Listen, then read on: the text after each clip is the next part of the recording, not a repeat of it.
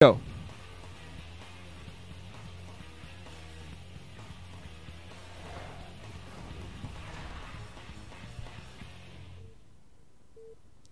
Three, two, one, go. Hey guys, Ranchin here, bringing you on the StarCraft commentary. This is going to be the fourth set between SK Telecom T1 and KT Rolster. This is going to be on Central Plains, also known as Central Districts, one of the new maps. It's going to be Canata versus Violet. We're going to have Canata here at the 11 o'clock position playing as the yellow terran, and at the 3 o'clock position playing as the red protoss. We're going to have Violet. KT are currently 2-1 ahead, so they have a bit of a lead on this one. This is a new map, and very interesting map, I gotta say. Very, very interesting. That really a type of map I like. It's a 3-player map. You got another base there at this 6-7-ish position. And what I really like about these kind of maps, it reminds me a little bit of Triathlon, not in only really one way. Now that I think about it, it has a wide open middle. It means a lot of ground maneuvers, a lot of ground armies. You know, Terrans can push out and take positions. Could make for some fun TVTs down the future, down the line. But what I really like is that each player has 3 easy gas to access. You kind of have your own base, then you have a natural expansion just generally, which has an opening that you open up yourself to. In Kanata's case, I'm going to use the example there to the right where he's going to be expanding. It seems like toward this location, towards the right, down that ramp is that natural expansion. It seems like he is going to be walling off, just going to need a barracks and another supply depot. Meanwhile, Violet gets out a fairly early scout and just get in there and try to harass the SCV as much as possible. We're going to see, probably not going to last for too long. Going to go in there. Might be a gas steal coming in here right here. This is a very early probe. So, yeah, actually, I don't think so. I think actually it was a failed one. I think Canata saw that probe coming up and instantly just plopped down his refinery. He's going to be going to factory pretty quickly right after this. On the opposite side, still only seeing a pylon, so we are going to be seeing a 12 Nexus. And Violet feeling very safe in doing this. Very early scout to spot out the fact that he's not facing any crazy maneuvers. Canata does occasionally do some funky, crazy cheese like he did in the grand finals where he failed spectacularly. I think it was actually against Violet that it happened, now that I think about it, so Canata might have a wee bit of revenge in case there, or revenge. Wouldn't really, honestly, only extremely bitter, annoying people hold grudges when you just, you know, against somebody when it's your total and absolute own personal failure to do something. Violet's just kind of microing his probe around, not doing anything. But yeah, as I was saying, I was trying to get to the map features as the Marine comes out and probably going to be able to kill that probe now, as we do see a gateway and a simulator coming down for Violet alongside his natural expo. I was talking about, yeah, this map also, from Kanata's view, if you go south, he has a secondary there, which also has a gas. There goes his factory, but he also has a gas there. And from there, there's a high ground that is blocked off by 2 lurker eggs, a ramp with 2 lurker eggs. There's another expansion at that location. With gas, and from there it has another ramp that leads down, also blocked by 2 neutral lurker eggs. So if you break down some lurker eggs, it's only 2. It's not like Triathlon when there's like a gajillion, 100,000 lurker eggs you gotta break down. In this case, it's just a couple of additional bases that get those, and means you can kind of set yourself up for a defensive posture and pick up your fourth. A fourth base wouldn't be too hard to pick up. There are also a few mineral onlys around the map, but overall you can really get some high macro games on this, and there's a lot of maneuverability to go by the ground. Do see that natural expansion come down for Canata as we see his machine shop comp. He's going to have to be catching up economically, just mining his gas are crazy. After that, there you see his lurkers. He's actually going to be expanding to his secondary rather than his natural, feeling more safe in that. He already did wall off, so you know what's the point? What's the point of ruining your wall off where you can just keep it up? Also going for armory, very early armory, very early armory. So he's going to be going for upgrades very heavily right away. And that's going to be exciting to see. Do see a Dragoon out there for Violet. Don't think he's going to be able to put out any real pressure, though. As soon as the initial siege tank is out, that's going to be it. They won't even need siege to hold down. There are 2 gateways out there, and range is on the way. But really, Violet's not going to be able to put on any pressure right away. Only has 1 Dragoon out there so far. It seems like he's going to want to expand to his own secondary. And I feel actually at this point it's a fairly safe thing for him to do. Canata's not going to be able to bust out anytime soon. I think it's actually a pretty good idea for Violet to pick up a third and just right as soon as he gets that up, tries to try to get his economy even stronger, just rush to tech, rush to higher tech right away. I think this map, on this map, Arbiter should be very viable. A lot of open space, a lot of places to fly in from surprising angles. And a lot of space inside the main itself behind and everything. There's do see an academy coming up as well, so we're going to see a control tower down there. I miss the academy, seriously. In StarCraft 2, playing StarCraft 2, not having an academy to plop down, that just feels so weird right there. Do see the lurker eggs. Seems like Violet's actually going to take him down. I think this is just more for revealing reasons. He is going to put down his nexus there, but I think the taking down these lurker eggs, as you see, they go down much.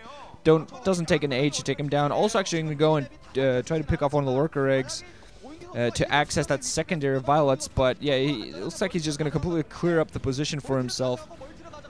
Again, remind himself there are 2 sets of lurker eggs. Does take a little while to get through this, but it's actually a very good idea. Plopping down a pylon just to see some movement, just to see what's going to happen.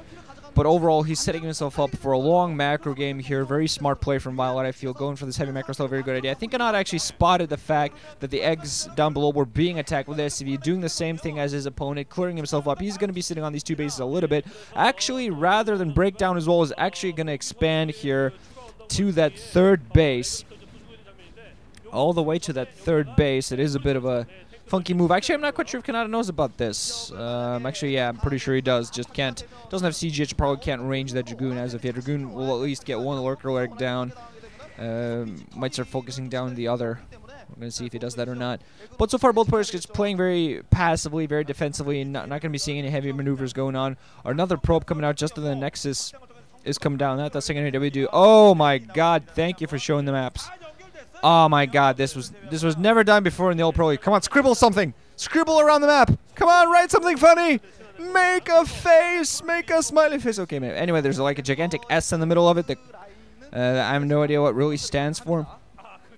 Be really nice there you saw on the map. There you saw kind of the positions. You had those little highlighted circles to show you the positions. Do see a second factor alongside. I'm sorry. For those of you, remember, I say alongside a lot. Do see an observatory on the opposite side for Violet. There's another thing I say a lot.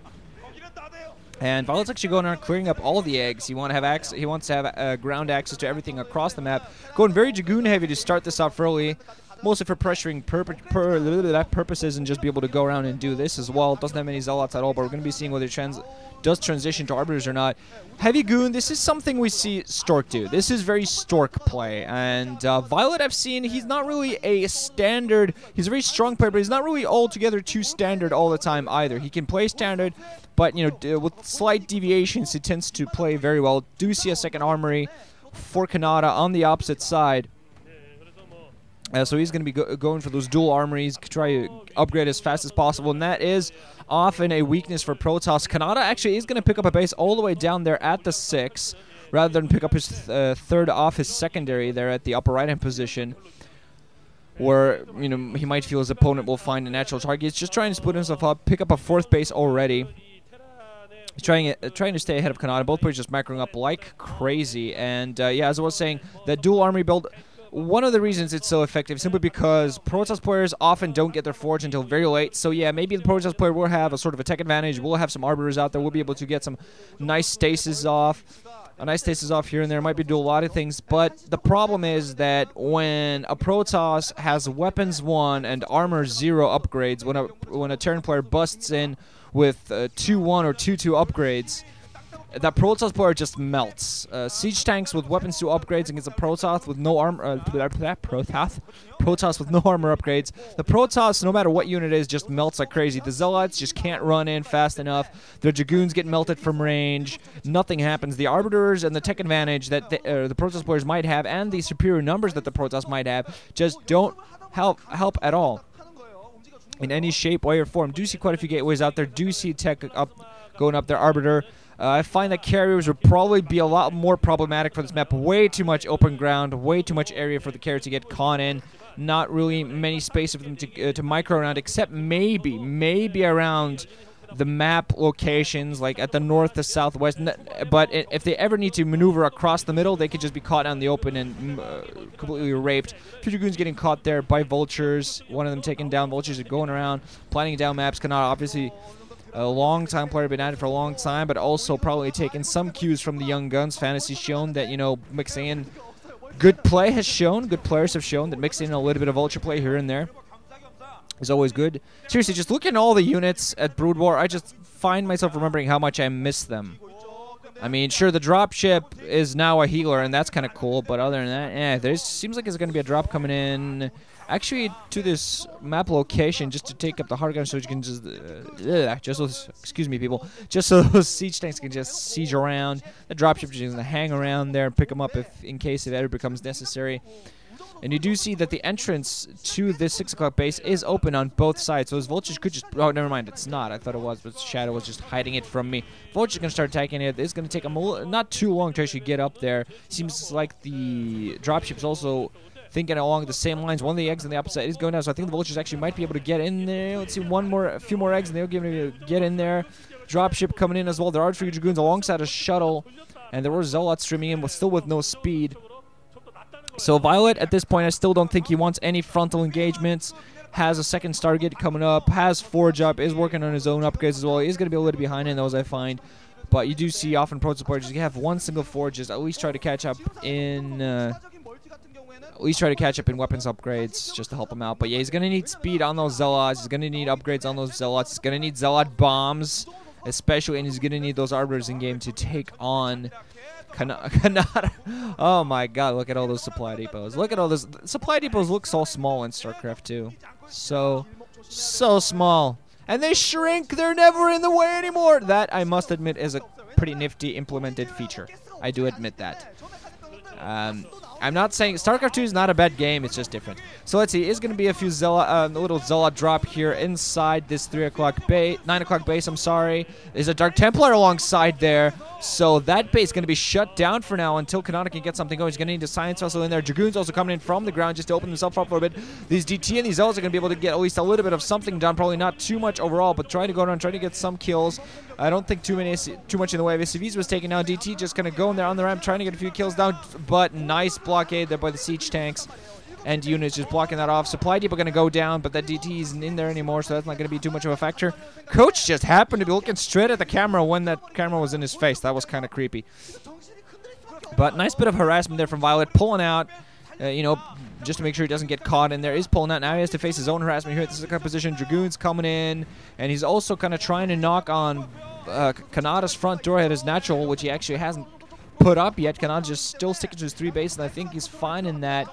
Just trying to harass this 6 o'clock position, which is actually not mining right now because Violet had to pull his probes off. Has to go in here and kill and try to get some fire down on these tanks, but a bunch of these Dragoons just die before they can get close to them. Just a couple of siege tanks. See how much damage they do. Even the coaches there on the KT bench, they're like, ah, yeah, it's not what you want. Finally, Dragoons are going to get close enough, and the siege fire is just not going to do much. But still, nice little harassment there overall, forcing those probes off the line, doing a little bit of damage, killing some Dragoons, and sacrificed only a couple of siege tanks for that. Sure, siege tanks are a nice, you know, they're important, you need them.